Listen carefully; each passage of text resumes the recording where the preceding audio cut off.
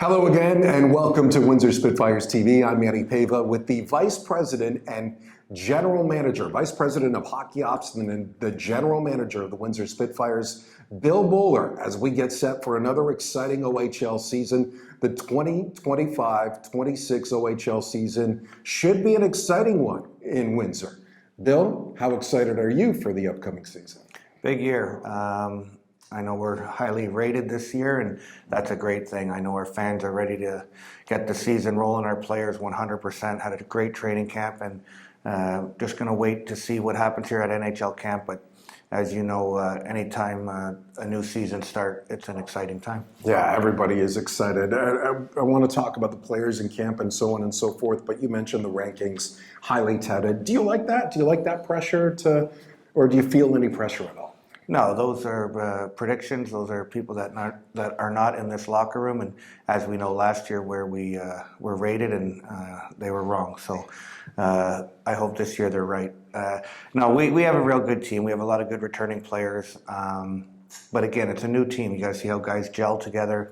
You got to see how guys, as they age, how their summers went, how their training went, and how they fit in with this group. So every year is a new year, but again, on paper, looking at the players we do have returning, no question, we think we're a competitive team and we want to fight for the West like we did last year. Windsor Spitfires ranked second in the OHL, fifth in the entire CHL as the season gets underway. Let's talk about training camp. I think you had about 55 players in camp. It was highly competitive. I watched a lot of the hockey. What did you think of your training camp? Real good camp.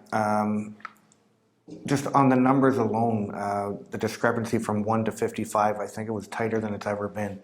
Sometimes you leave camp and you might have had a player or two that maybe were a step behind, but I can honestly say everyone that competed at this camp, something positive was said or they did something that left their mark, and not just through me and the management team, but obviously the coaches thought it was an excellent camp as well. And I tell you, the reality is, I don't know if the new rules meant just because we have more players invited to camp or why, but for some reason, and that's something I heard around the league, that training camps this year were a little more competitive and a little more, the talent pool was a little up.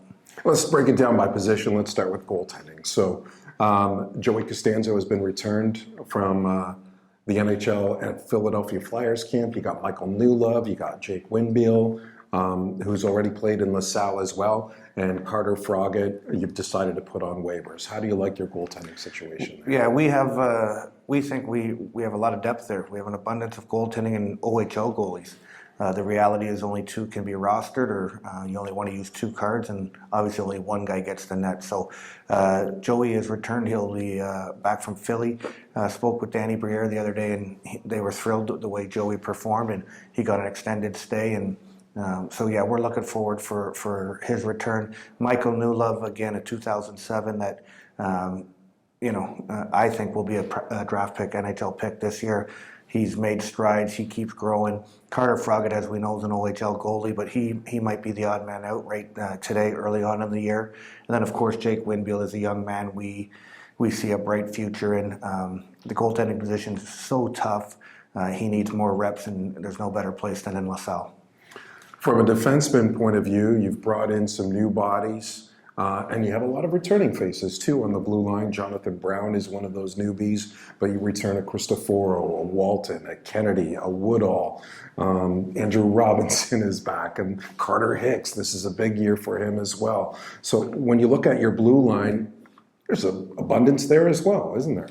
Yeah, and I'm going to add a Grady Spicer to that. Those 7 kids too. Grady played some playoff hockey at a necessity last year. But as mentioned with the goalies, we think we have 8 OHL defensemen.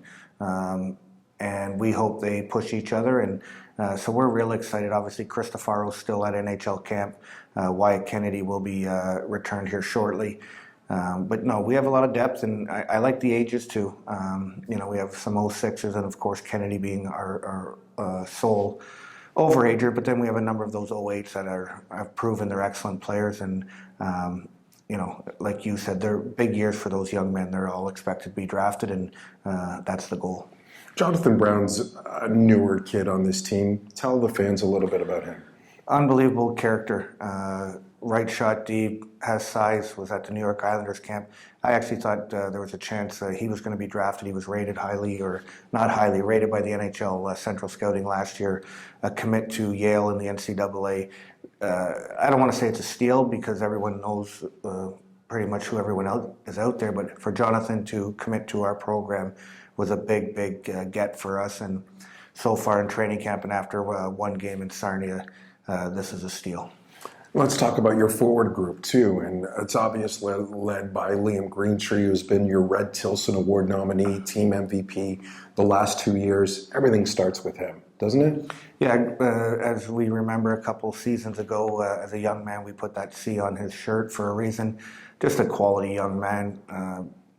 And of course, the play speaks for itself, an NHL first rounder. So, yeah, we'll see what Los Angeles does with him, but obviously we'd like him back and expect him back. We still think there's room for his game to grow here in the OHL, and no question, he will be the leader on this team with a number of other young men. His running mate last year was Ilya Protas. We have yet to see him. Can you give the fans an update? Is there even an opportunity, a possibility that he may be back? 100% there's a possibility, as we know, until they definitively tell me no, he won't be here. There's always that hope. If we're fortunate enough to get Ilya back and Iliam and Liam could combine again for some shifts together, I think that'd be amazing, not just for Spitfires, but for hockey in general. So that's a wait and see. Similar, we've lost a lot of players here, Shane Wrights and Wyatt Johnson's most recently. Who am I missing there? John Luke Foodie. Anyways, no, it's just we wish Ilya the best. I really we want him to play with his brother in Washington. Maybe just not this year. So I'm teasing. Ilya will be in control of his destiny, and he's an amazing player. And of course, the fans might not know this, but he is eligible for the American League. And that puts a little wrinkle in it because he has more options. But what I do know is Ilya loved his time here in Windsor, and I know when he came here in September and when he left, he was a better player. And similar to Liam, I think there's room in his game that he could still benefit being here. Yeah, and we know about the AHL rule too, but as they say, so you're saying there's a chance, and that's all fans want to know about too. There's a chance. But you have some other players on this club. Jack Nesbitt got drafted by the Flyers this year. Ethan Belchez, J.C. Lemieux, big years for them because of the upcoming NHL draft. Tell us about John McLaughlin, your first rounder. I thought he looked tremendous in training camp.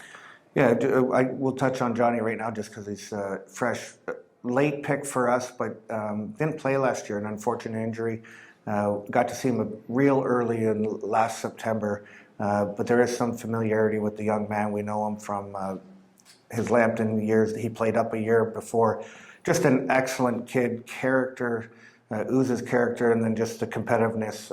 He's already a coach's dream out there, similar to an Ethan Garden type. They bring it every minute of every practice or workout session, and of course the hockey ability is it's there as well. So real excited that Johnny was sitting where he was. Ethan Belchez, obviously #1 pick a couple years ago. This guy's going to have a huge year. He represented our country.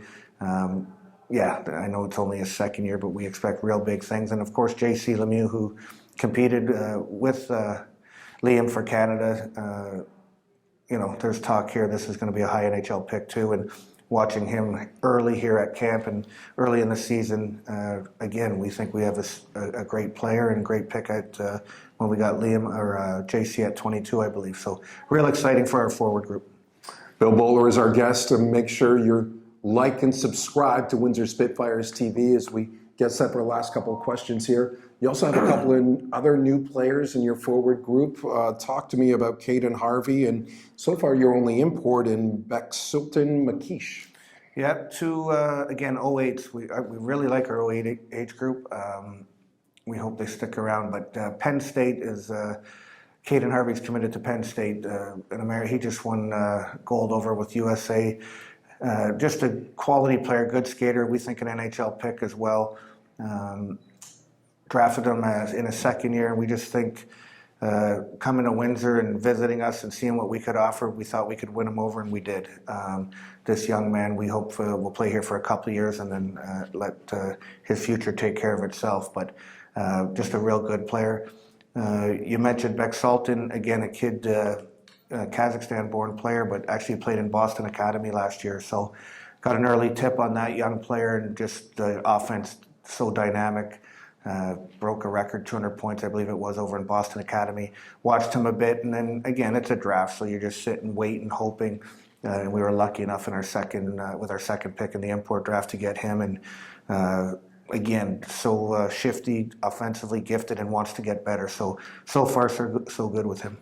What about your other import spots on the team? I know your first round import selection hasn't arrived yet. Is there a chance that he comes? There's always a chance. We'll continue to bother our friends over in Detroit in the Red Wing Brass to sign him.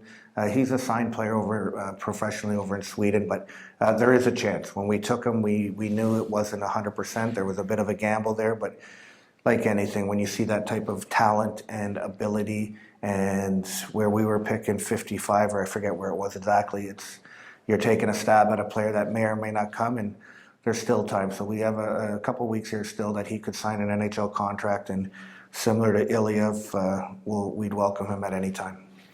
What is the strength of this hockey club in your mind? I think just the depth. I think we have a good group of people that like each other. I know that sounds simple, but when you look at the way we practice and the interactions between our coaches and all those relationships, I don't know how. I know we have talent on the roster, but to me, that's the biggest strength. And whether it's last night or we've witnessed it before, when certain people aren't in the lineup, the team still just manages and carries on. And I think it's because of what I said. I think they really truly care and play for each other. And sometimes that's hard, especially building a hockey club. It's chemistry. Is you work on it, you try to lead by example, etc. But sometimes just lucky you get some good people that want to work with each other. And build that chemistry is so key. We've seen that in previous successful Windsor Spitfires teams. From a management point of view, Bill, you have an abundance of hockey players, OHL caliber players that you've mentioned. Are you looking to make moves early on in the season, or are you going to be patient and watch to see how the team progresses on the ice? Again, if there's something there that makes sense, we're not afraid to help our hockey club. You mentioned we have OHL caliber players, so sometimes, again, they want more. So they may come to me and say, is there any way I could maybe move to in their draft year or something? So it's a wait and see. But usually we let our team dictate what they want to be, and if we think and they prove that they're a higher echelon hockey club, then maybe we got to add to support or help them. But we're going to just leave it up to the players like we always do. And like I said at the very start of this, I think we're a real good team, and I'm confident those players will perform. And it may be something where we're going to have to maybe add a player. Bill, I appreciate your time and best of luck this season. Thanks, Manny. Bill Bowler, the General Manager and Vice President of Hockey Operations for the Windsor Spitfires. We're just getting started to the 2025-2026 season. Make sure you go to windsorspitfires.com, check the schedule, pick out the games you want to attend, get your tickets for what should be a very exciting brand of hockey and an exciting season for the Windsor Spitfires. And stay tuned right here for one-on-one interviews and exclusive content on Windsor Spitfires TV.